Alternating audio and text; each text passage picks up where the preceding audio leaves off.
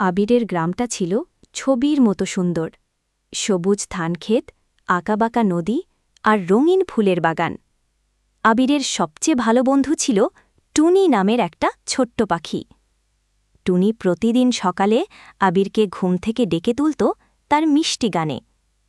একদিন সকালে তারা দুজন মিলে গ্রামের পাশ দিয়ে বয়ে যাওয়া ছোট্ট নদীটার ধারে গেল।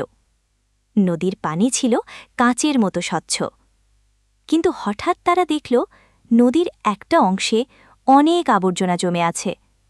প্লাস্টিকের বোতল, কাগজের ঠোকা আর ভাঙা খেলনা। আবিরের মনটা খারাপ হয়ে গেল। টুনিও তার ছোট ডানা ঝাপটে বলল, এই নোংরা পানি তো আমরা আর খেতে পারব না। আবির বলল, আমরা এটা পরিষ্কার করব টুনি, আমাদের গ্রামকে আবার সুন্দর করে তুলব। তারা দুজন মিলে আবর্জনা কুড়ানো শুরু করল।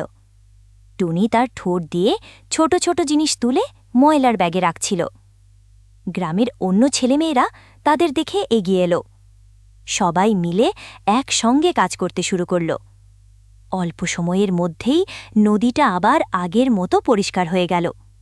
পানি আবার স্বচ্ছ আর ঝকঝকে উঠল।